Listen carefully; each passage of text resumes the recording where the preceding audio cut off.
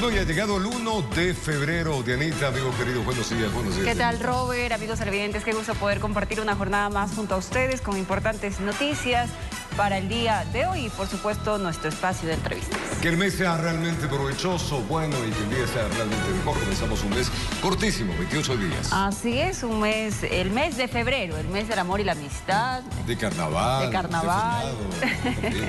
Varias actividades para este mes. Bueno, también tome precauciones. Hay vías pues que están cerradas precisamente por la repavimentación, la 10 de agosto, por el sector del Labrador. Así que tome precauciones para ello. La restricción vehicular también el día de hoy, placas terminadas en 3 y 4.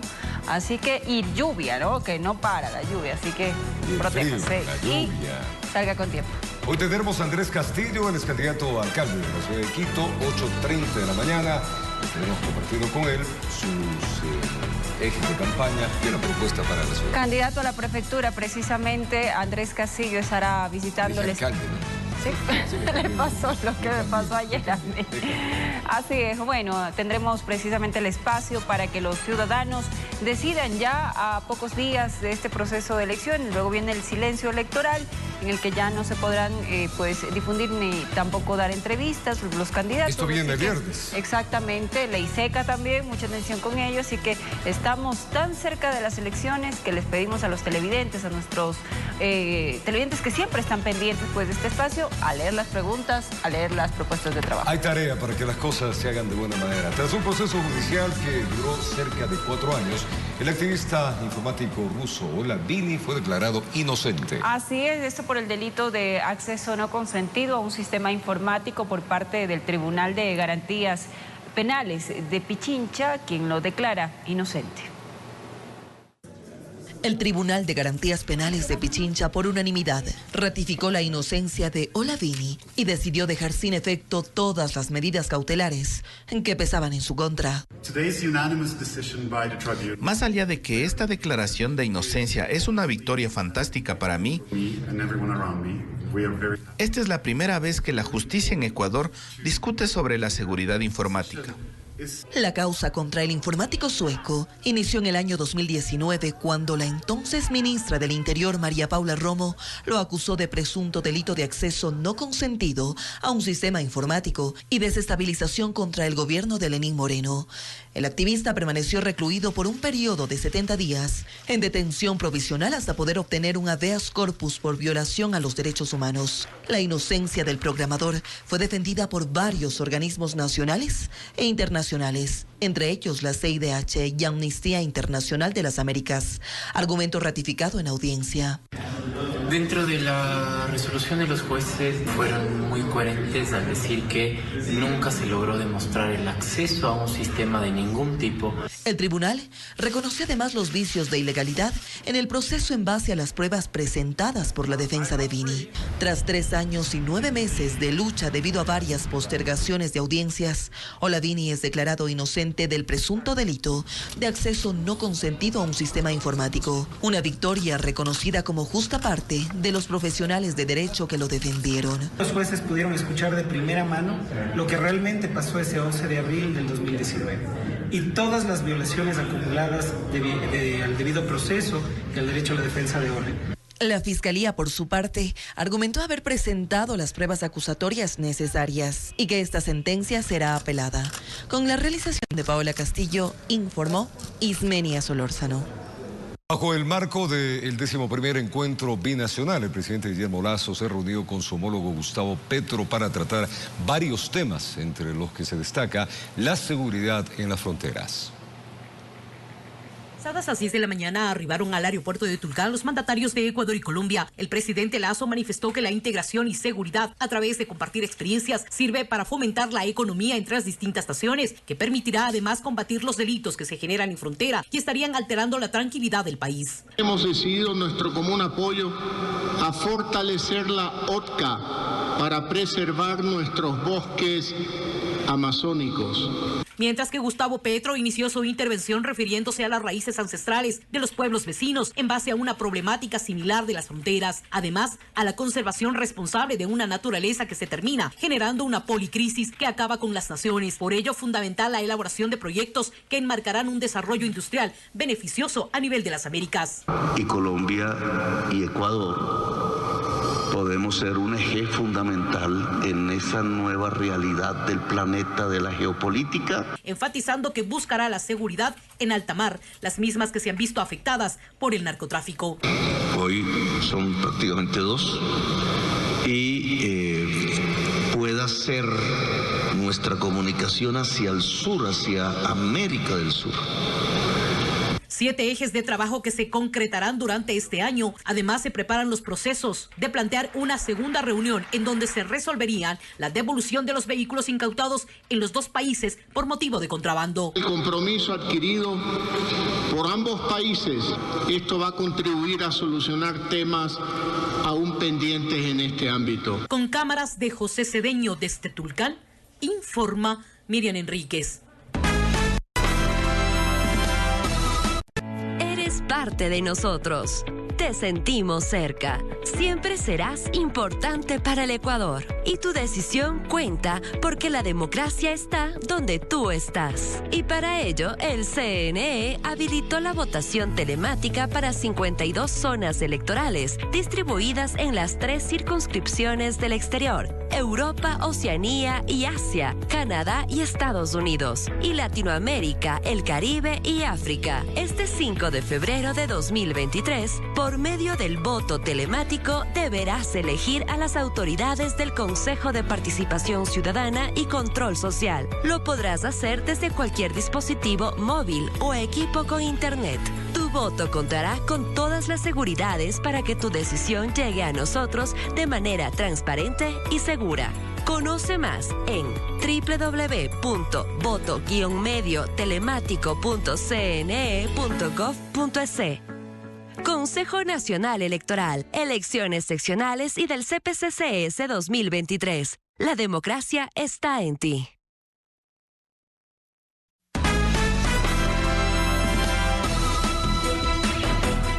Volvemos con las noticias, amigos televidentes. Respaldados en la revocatoria de las medidas cautelares contra la Asamblea Nacional desde el juez Ángel Lindau, quienes integraban la minoría del Consejo de Participación Ciudadana y Control Social, pretenden se deje sin efecto su destitución en la Corte Constitucional.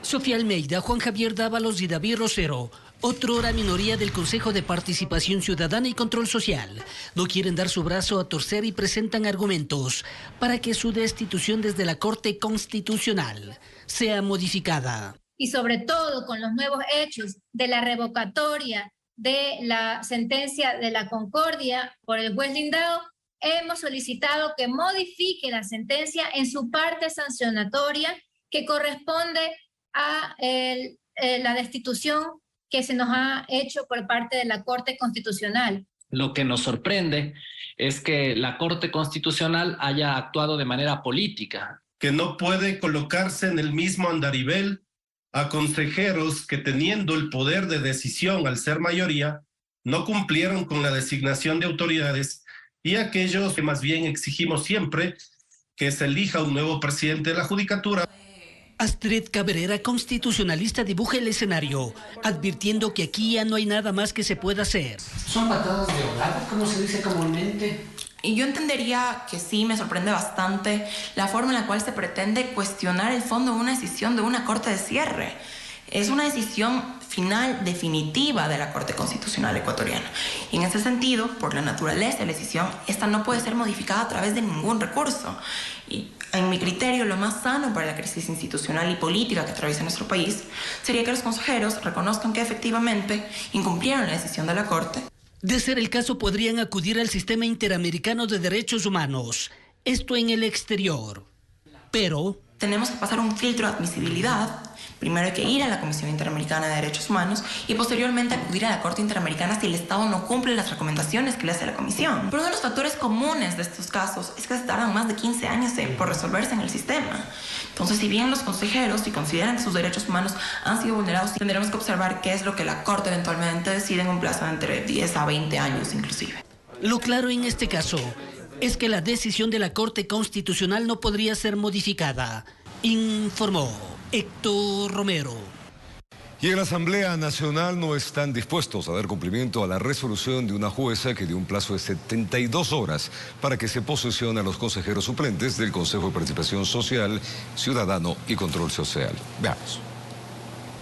El tira y afloja nuevamente se hace presente en la Asamblea Nacional, tras la orden de una jueza de la Unidad de la Familia, Mujer, Niñez y Adolescencia de Santa Rosa, provincia del Oro, que dio 72 horas como plazo para que el Legislativo posesione al resto de vocales del Consejo de Participación Ciudadana y Control Social, en respuesta a la acción de medidas cautelares que presentó la consejera Gina Aguilar, para que el organismo quede totalmente integrado.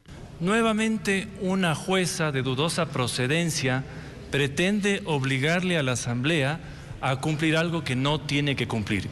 Aparentemente los asambleístas ya tenían previsto efectuar esa posesión, pero la próxima semana, por varias razones. Existen consejeros suplentes que son candidatos a otras dignidades, no necesariamente al propio Consejo de Participación Ciudadana. Eso implicaría que tendríamos que esperar el resultado del 5 de febrero, porque si los posicionamos, ellos se posesionan y el 5 son electos concejales, que algunos de ellos son candidatos, entonces volvemos otra vez a un ciclo infinito. Presentándose dispuestos a no ceder terreno. La jueza del Oro se ha atrevido a amenazar a la Asamblea nuevamente con una destitución cuando es público y conocido que en medidas cautelares no cabe la acción de incumplimiento de sentencia. Es decir, no van a hacer caso a esa resolución. Ya nos ha pasado varias veces y se ha demostrado que teníamos la razón al respetar la institucionalidad de la Asamblea Nacional. Sin embargo, hay quien reconoce que habría existido falta de agilidad desde la Asamblea, o por lo menos de su titular. Por mucho menos, la asambleísta Guadalupe Llori fue destituida como presidenta de la Asamblea. Si aquí hubiera algo de derecho y de justicia, debería iniciarse ya una acción para destituir a Saquicela por haber colocado en estado de acefalía al Consejo de Participación Ciudadana. Lo primero que harán es una reunión entre los jefes de bancada para ver qué salida adoptan, lo que podría tomar más de las 72 horas dispuestas por la jueza, informó Héctor Romero. Y las diversas pugnas políticas y administrativas al interior del Consejo de Participación Ciudadana y Control Social le cuestan millones de dólares al país. Analistas aseguran que Ecuador se enfrenta a una crisis institucional que no permite a sus organismos atender las necesidades de la población. ¿En qué está fallando este organismo? ¿Cómo exigir mejores resultados? Enseguida se lo contamos.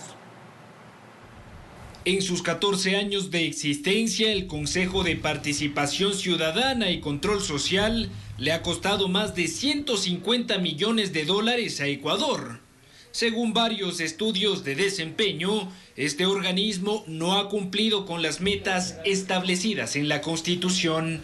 Están extremadamente retrasados en los procesos de designación de autoridades de control. Tenemos un contralor subrogante del subrogante del subrogante que se ha mantenido en el cargo porque precisamente el Consejo de Participación Ciudadana y Control Social no ha podido avanzar en su proceso de designación. El Consejo de Participación Ciudadana. En este último periodo, el Consejo experimentó varias crisis administrativas que derivaron en la destitución de sus consejeros. Tenemos en el Consejo de Participación Ciudadana y Control Social no solo una institución compleja, sino también una institución inestable, que en los últimos 3 años ha estado cambiando constantemente de miembros, de suplentes principales, pugna política. Promover la participación, garantizar la fiscalización y designar a los representantes de los organismos de control del Estado son tareas pendientes de esta institución que elegirá nuevos consejeros el próximo 5 de febrero. Y el problema con eso es que claramente el interés de una agenda país no está presente, sino simplemente el interés o el objetivo que le beneficia a las diferentes organizaciones políticas que están detrás de esa pugna.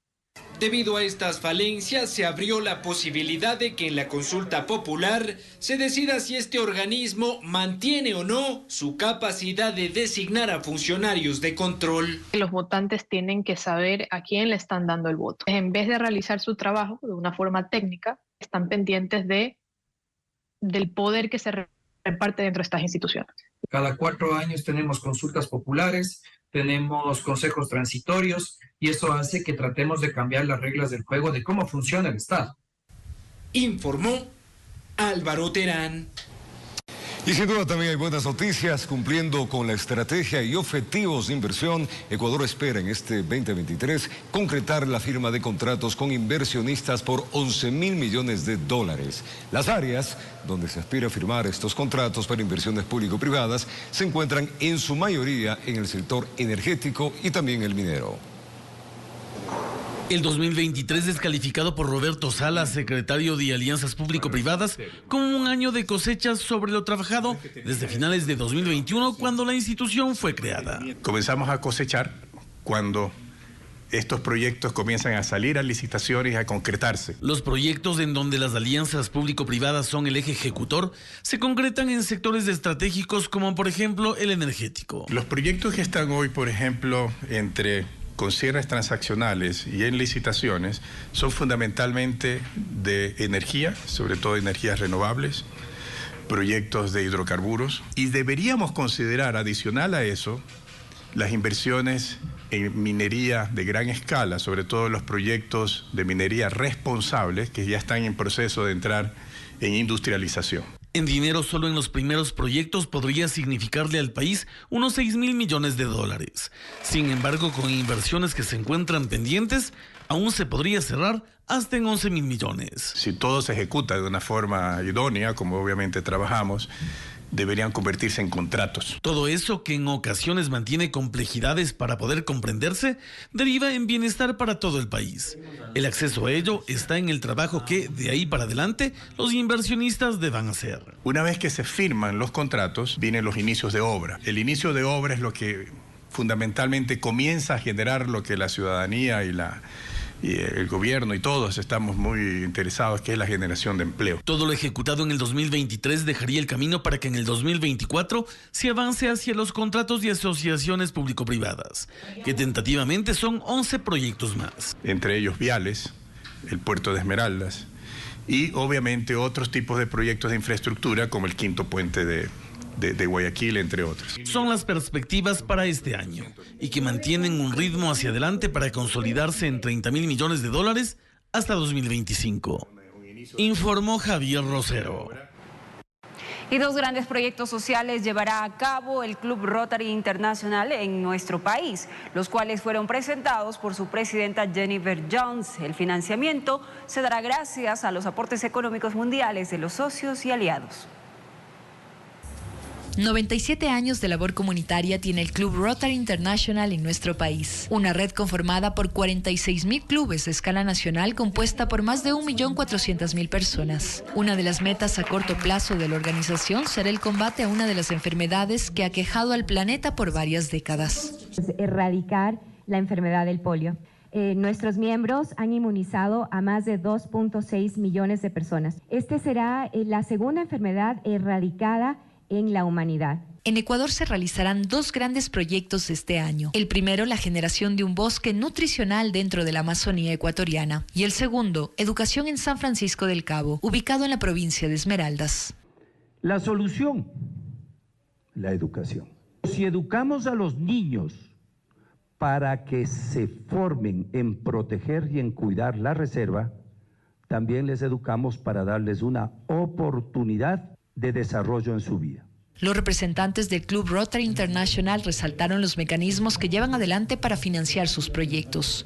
Recauda de sus socios un aporte de 400 millones de dólares al año para dedicarlos íntegramente a apoyar a los clubes del mundo en su acción social. Uno de los mecanismos para sumarse a las iniciativas de ayuda social emprendidas por el Club Rotary International es a través de sus cuentas en las redes sociales y página web. Informó Sofía Vintimilla. Febrero, decía, este 1 de febrero se da inicio al proceso de inscripciones para quienes buscan ingresar a una de las universidades públicas del país.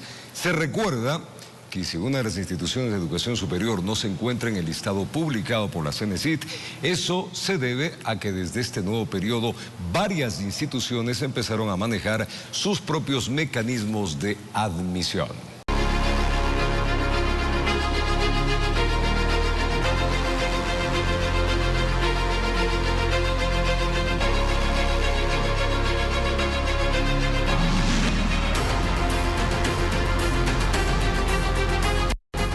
Por Unidad Popular Lista 2, Cecilia Jaramillo intentará llegar a la prefectura de Pichincha.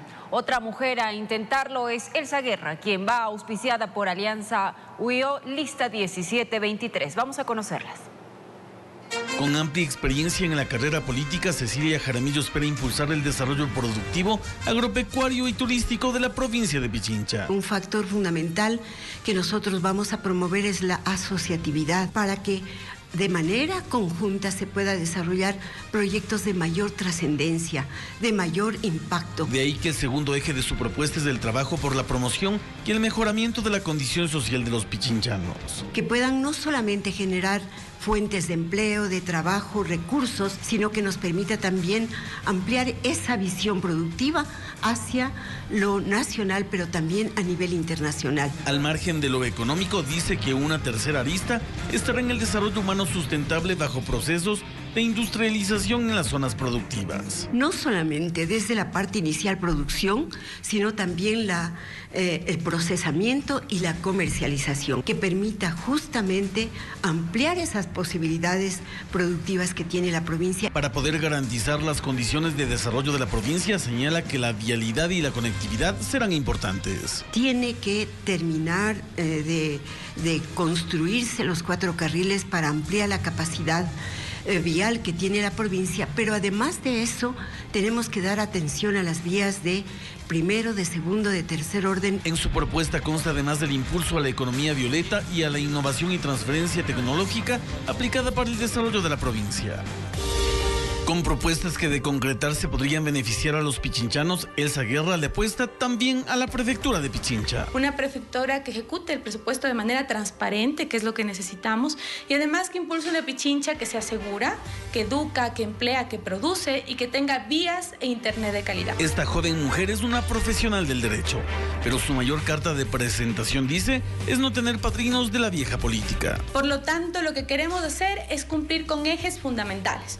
Uno de esos primeros ejes, sin duda, es levantar una auditoría sobre el fondo vial. El plan vial que lo tienen, señala, será de gran importancia. Vamos a realizar alrededor de 200 kilómetros de vías en los 2 primeros años de gestión, sobre todo por administración directa. Dentro del mismo eje, manifiesta, existen obras que las califica como emblemáticas, debido a los diferentes frentes que podrían salir beneficiados. Es iniciar la ampliación a 4 carriles de la vía Calacalí La Independencia. Nos va a permitir, por un lado, mejorar los niveles de productividad, de comercio entre la sierra y la costa y viceversa. Nos va a permitir potenciar el turismo del noroccidente. Asegura que se necesita una Pichincha que educa, emplea y produce. La misión violeta lo que va a hacer es otorgar proyectos de capital semilla, sobre todo para las mujeres que no tienen trabajo y para los jóvenes que no tienen trabajo, pero que también han sido excluidos del sistema educativo. A esto añade que no está por demás de explicar que de llegar a ser prefecta eliminará la tasa vial que actualmente se viene cobrando.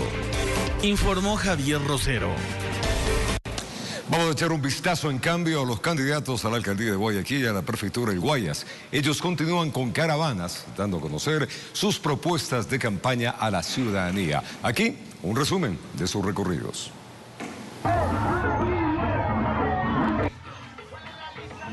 Aquiles Álvarez, candidato a la alcaldía de Guayaquil por el movimiento Revolución Ciudadana Lista 5, visitó la 11 y Ayacucho, sector comercial del Distrito 3. Pedro Pedro Pablo Duar, aspirante a la alcaldía de Guayaquil por Suma Lista 23, mantuvo entrevistas en los principales medios de comunicación.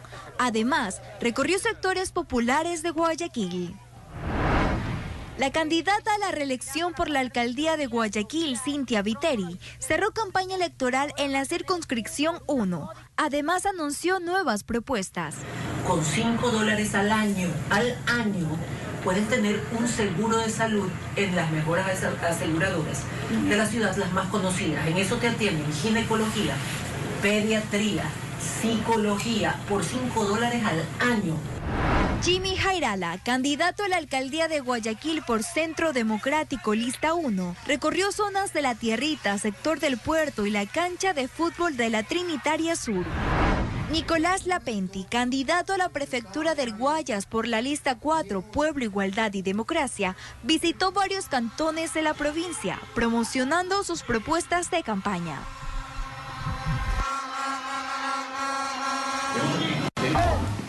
Y le contamos ahora que seguimos analizando cada pregunta de la consulta popular. Vamos a explicar el contenido de la enmienda número 6. Mucha atención. ¿Está usted de acuerdo con modificar el proceso de designación de los miembros del Consejo de Participación Ciudadana y Control Social para que sean elegidos mediante un proceso que garantice participación ciudadana, meritocracia, escrutinio público llevado a cabo por la Asamblea Nacional? Actualmente los integrantes del organismo son elegidos por voto popular. Lo que se propone enmendando la Constitución es que sean elegidos con el voto de la mayoría absoluta de los miembros de la Asamblea Nacional. Una cosa es designar, otra cosa es seleccionar. No es que la Asamblea va a escoger de la terna que envíe el presidente. No. Se va a escoger 20 candidatos, 20 remitidos por la Comisión Técnica de Selección. En el anexo se menciona quiénes conformarían la Comisión Técnica de Selección. Por la ciudadanía, por un delegado de la función de transparencia, la función ejecutiva, legislativa, judicial, y por las universidades. Ese es el punto que a mí más, que es el que mejor lo veo, porque están dándole la oportunidad a la academia que ingrese. Esta comisión valorará a los postulantes con criterios de meritocracia. Estas personas van a escoger a su vez a 20 ciudadanos. Estos 20 ciudadanos van a ser seleccionados para que de ahí salgan los 14 funcionarios, 7 principales más 7 suplentes. Cuando ya se acabe este proceso, va a la Asamblea. Pero al quitarle la facultad de designar autoridades, ¿qué función desempeñaría el Consejo de Participación Ciudadana y Control Social? El Consejo tiene dos funciones de las que nadie habla porque no han hecho nada.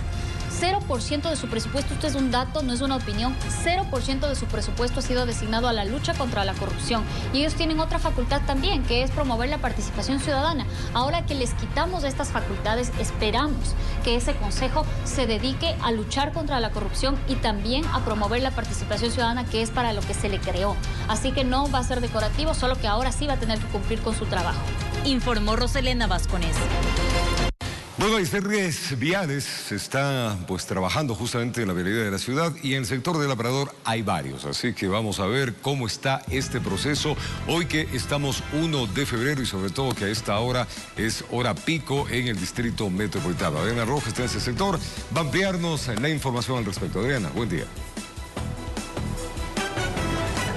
Compañeros, amigos televidentes, muy buenos días. Así es, los trabajos sobre la 10 de agosto se mantienen y recordar a la ciudadanía que se encuentran cerrados los dos carriles centrales de esta importante arteria vial, así que a esta hora existe un poco de tráfico. Vamos a conversar con Carolina Díaz, gerente de Obras Públicas de Telemó, para que nos cuente más detalles acerca de cómo va avanzando esta importante obra. Me comentaba que los carriles centrales, por la cantidad de vehículos debido al peso, también se va a hacer en hormigón. Buenos días. Adriana, muy buenos días. Así es, la empresa de Obras Públicas inicia un gran proyecto muy emblemático. Esto es la repavimentación de 8 carriles en la avenida 10 de agosto desde el intercambiador de Labrador hasta el intercambiador de la Y. Son alrededor de 860 metros de intervención. Los 4 carriles centrales vamos a intervenir, como tú bien lo dijiste, en pavimento rígido, es decir, fundición en hormigón, por la carga vehicular alta que soporta y sobre todo los trolebuses. Los 4 carriles restantes en los laterales, sentido sur-norte, norte-sur, serán intervenidos también de manera inmediata. Una vez que aperturemos estos 4 carriles centrales, intervendremos en pavimento flexible, es decir, mezcla asfáltica en caliente. Los carriles centrales, ¿cuánto tiempo va a tomar la obra? Nos tomará alrededor de 120 días de intervención. Esto es el tiempo de fraguado que toma también que el hormigón llegue a su máxima resistencia, y una vez que tengamos los 4 carriles habilitados centrales, intervendremos los 4 carriles laterales. Importante señalar que también hay otro frente que es el Amazonas. ¿En qué tramos, en qué sentido, cuánto tiempo va a tomar? Así es, el día de anoche, el lunes, empezamos también un tramo muy importante en la avenida Amazonas. Esto es desde la avenida Río Coca hasta la avenida Gaspar de Villarroel. Allá vamos a intervenir alrededor de 50 días, de acuerdo a condiciones climáticas, a condiciones de tránsito vehicular, pero sin embargo estamos redoblando esfuerzos de manera que podamos entregar ambos proyectos muy importantes a la ciudadanía lo más pronto posible. ¿Cuánto tiempo tomará el Amazonas? El Amazonas tenemos un plazo de intervención de 50 días de trabajo. Muchísimas gracias, Caro, por esta importante información. Así es, recordar a la ciudadanía los carriles centrales de la avenida 10 de agosto en este tramo desde el intercambiador del Labrador hasta el intercambiador de la Y van a estar completamente cerrados. Ya se está levantando la capa asfáltica, va a ser en hormigón armado, según lo que han dicho las autoridades, por 120 días. Luego que ya esté lista esta vía, se aperturará y se cerrarán los laterales. Así que a madrugar, también a optar por el transporte público y a tener un poquito de paciencia. Son las mejores que necesita la capital. Con esta información, compañeros, regresamos a estudios. Buenos días. Y sin duda tomar vías alternas también. Ahí hay unas vías y este es un trabajo necesario. Ojalá se amplíe también a la Galo Plaza Arazol. Estaremos contando cómo va la vialidad en varios puntos de la ciudad de Quito. El lunes 6 de febrero, las áreas de emergencia, consulta externa y hospitalización de las unidades médicas del IES a escala nacional atenderán con normalidad. Así lo informó esa institución a través de un comunicado, considerando que mediante decreto el presidente suspendió la jornada de trabajo ese día, a propósito de las elecciones que se llevarán a cabo un día antes. Tipo de contarles que familiares de una mujer que falleció hace más de 20 días al sur de Quito hicieron un plantón para exigir que se les entregue el cadáver, que por falta de documentos de identidad, esto no habría sido posible. Desde el registro civil ya hablan de la importancia de las inscripciones y por supuesto de los procesos. Veamos.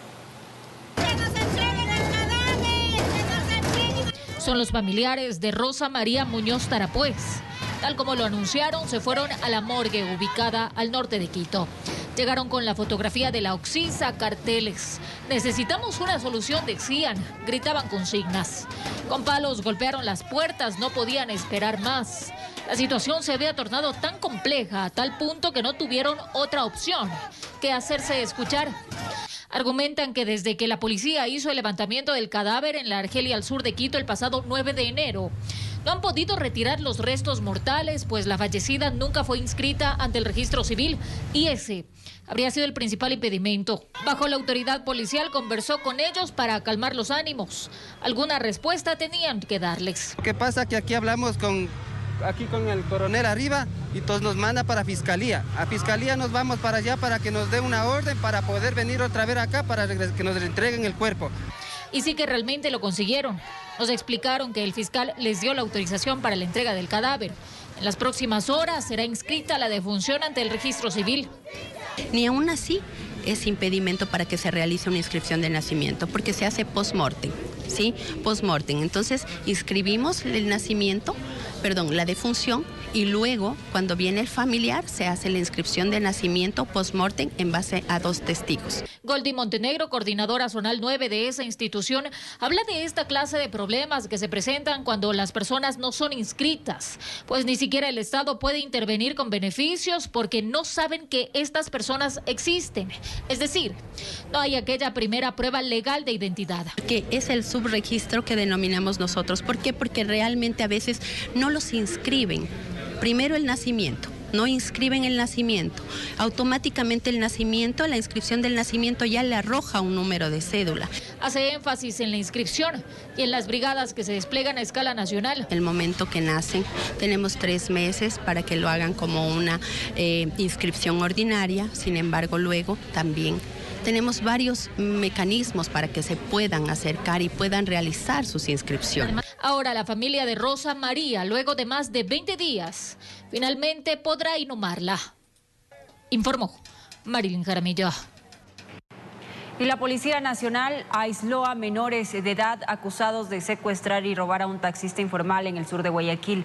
A los adolescentes se les encontró en su poder un arma de fuego y 2 cuchillos. Un ciudadano de buen corazón alertó a la policía tras observar que un vehículo fue interceptado en la isla Trinitaria por 4 antisociales para ejecutar un secuestro extorsivo a su conductor. Minutos más tarde, los delincuentes ingresaron a la víctima a una vivienda ubicada en la cooperativa Nigeria para quitarle su automotor. Los agentes del orden realizaron un operativo para salvarlo. Las unidades policiales asisten hasta el lugar y proceden a divisar a 2 personas que se encontraban en el lugar, procediendo a la aprehensión de 2 ciudadanos que posterior se identificaron como menores de edad. En la casa abandonada se encontraba el hombre que indicó laborar como taxista informal. En cautiverio, maniatado de pies y manos. Ante esto, inmediatamente las unidades policiales proceden a buen recaudo para posterior con la misma persona identificar a los hoy aprehendidos menores. Ahora la policía busca a los otros autores materiales. Se habían dado a la fuga del lugar, dejándolos a ellos en manera de custodios, ya que anterior a esto habían sacado inclusive una cantidad de dinero de uno de los cajeros de aquí de la ciudad. Los menores de edad infractores fueron puestos a órdenes de las autoridades, informó Maite Morán.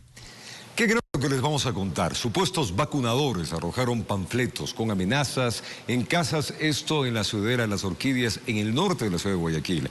La policía hizo una asamblea comunitaria con los moradores.